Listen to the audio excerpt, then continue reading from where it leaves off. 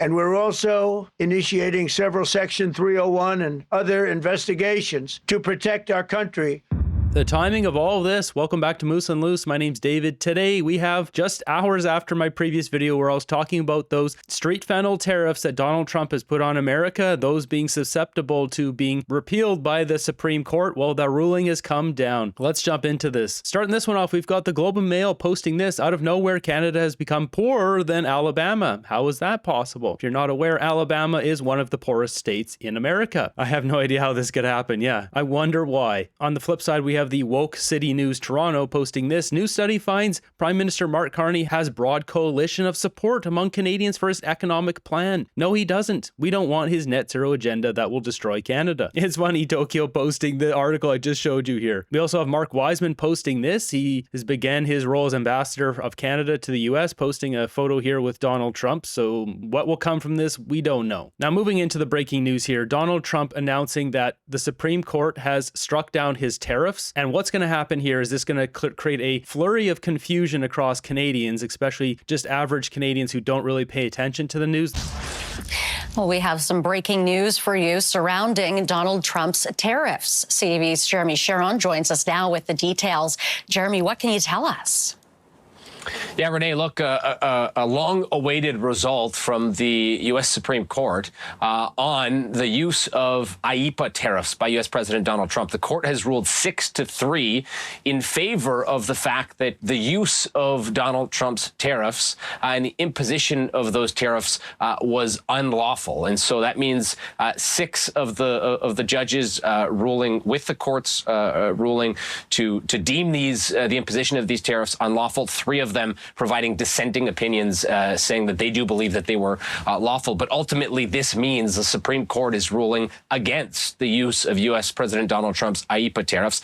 Those are the tariffs that many know here in Canada as related tariffs. Renee? Street fentanyl, we can't use that word on here. And what's also notable about the judges voting on this 6-3 is, in general, the judges there are more conservative than liberal down there. So Donald Trump was really pissed off about that in the ruling. 35% on all goods not covered by CUSMA, 10% on energy products. These were imposed early on in the trade war by U.S. President Donald Trump as a means to address what he called a fentanyl emergency at the U.S. border.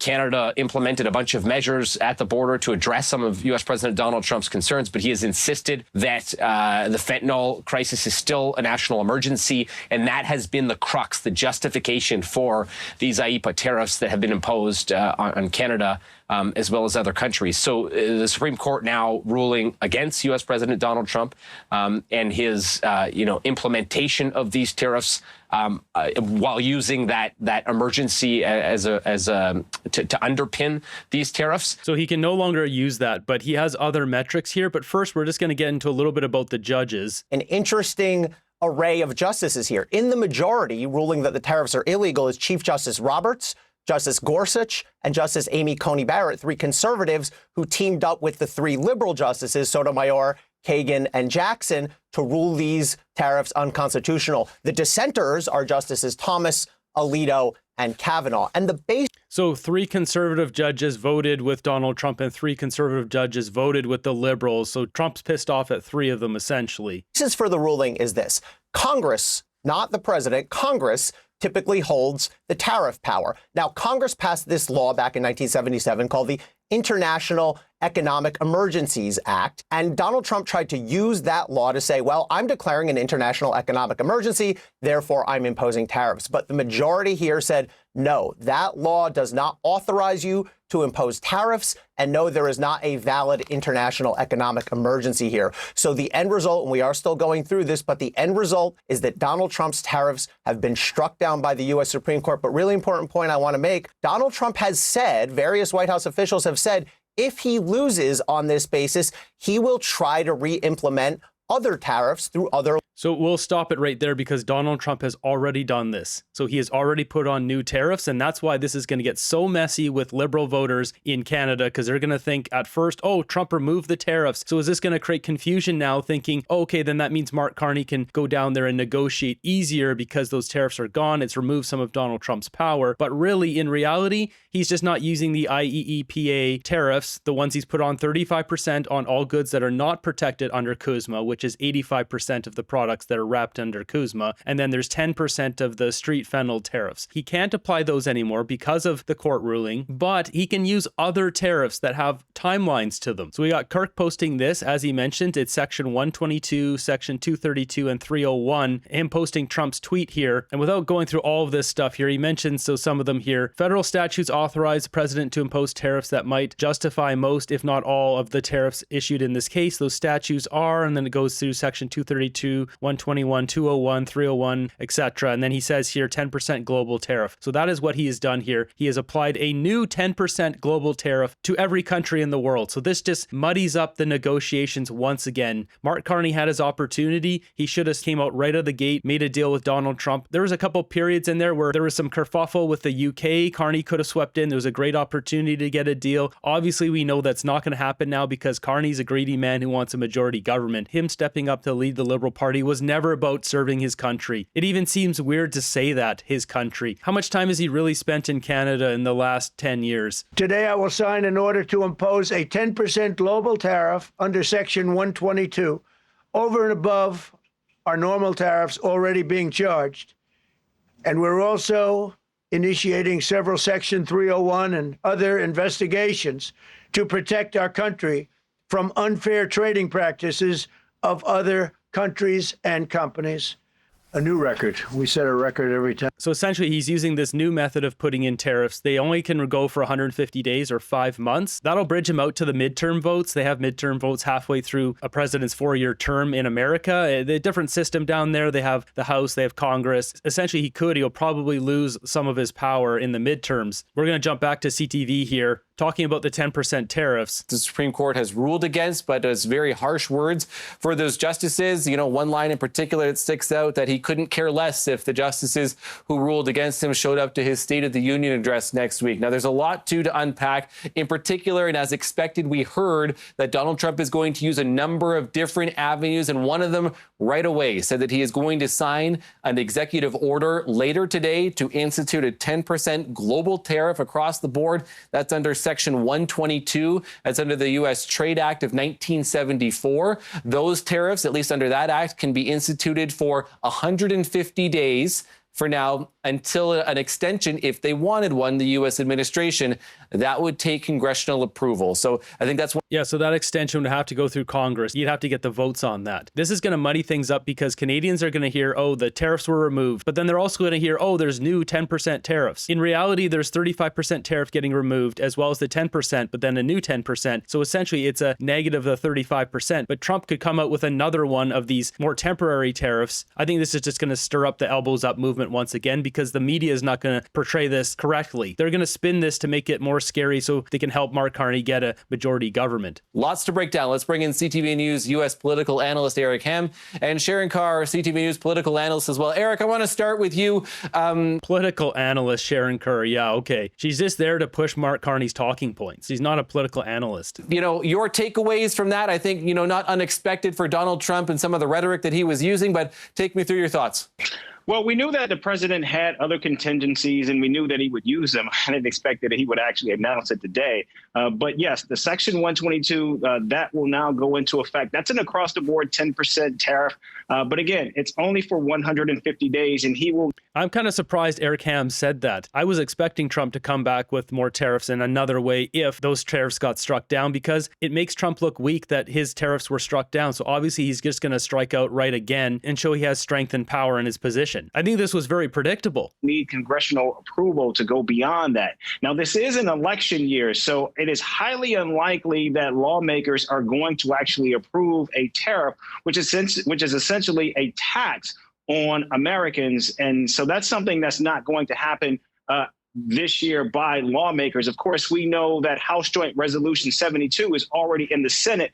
That's a resolution that was passed in the House last week. Some Republicans joined with Democrats to move that legislation, and now it goes before the Senate. I do believe that with this ruling by the Supreme Court, that will give additional Republican lawmakers who have not wanted to challenge the president to actually support that resolution. And so I think we could see even more bipartisan support for that resolution, which of course we know repeals tariffs on Canada. Right. And again, that's the one that the Canadians in particular have been looking for on top of, some of the other moves clearly that the U.S. administration is making. Sharon, let me get your overall general thoughts too as well and what we heard from Donald Trump here in the last, who spoke for, I want to say, just a little bit over half an hour and answering a number of questions. That was definitely a press conference that I don't think anyone was expecting to come out today the way it did. Listen, this just solidifies Canada's position that these tariffs were unjustified. And as much as these are threats that he's making, he does have extremely low approval ratings right now. I think he's at 36 or 38%. So there's a lot at play here. Criticizing the institutions of the Supreme Court, I don't think is going to help him. And this is typical in the language that he uses. But what he's doing is he's giving countries like Canada further ammo to ensure that they are domesticating their own sovereign supply for everything, because he is creating so much uncertainty globally. And whether or not this comes to fruition, he is going to sign an executive document today. But again, this is not going to necessarily work out to the favor he thinks it is, specifically if there's going to be bipartisan support. But this just, again, further solidifies Canada's position that these were unjustified tariffs to begin with. Interesting, the language he used there, further giving more ammo to Canada. Yeah, it's more ammo for Mark Carney to get his majority here, depending on how they spin this. And we know how they're going to do it here. Something else to note here, the judges did not rule on whether the money needs to be paid back. They didn't even touch that, which is ridiculous. So Trump mentioned in his press conference, they're going to be in the courts now for 2 years, 5 years. He said a couple different numbers there, whether they have to pay back billions of dollars. So it just creates this big muddy mess now. Further ahead in this broadcast, they show LeBlanc's tweet here. United States Supreme Court decision reinforces Canada's position that the IEEPA tariffs imposed by the United States are unjustified, while Canada has the best trade deal with the United States of any partner. It's funny, they got to push out these talking points. Mark Carney has been caught lying 2 or 3 times, stating that he's got that best deal, even though he didn't make that deal. Chronic liar as usual. We recognize that critical work lies ahead to support Canadian businesses and workers who remain affected by the Section 232 tariffs on steel, aluminum, and autos. So that's the key point here, is those tariffs are not going anywhere. It's just the street fennel ones and the non-CUSMA ones. But steel, aluminum, and autos still affected. This really doesn't change a lot in Canada at this point. It's interesting too. They're showing this post by LeBlanc mentioning the critical work ahead to support Canadian businesses. And what does Sharon Kerr have to say? Trump wants a reaction. That is what he thrives off of. It creates more controversy, and that's not the style that Prime Minister Carney is going to take. So whether or not he comes out with a statement, if he does, I think it'll be fairly neutral.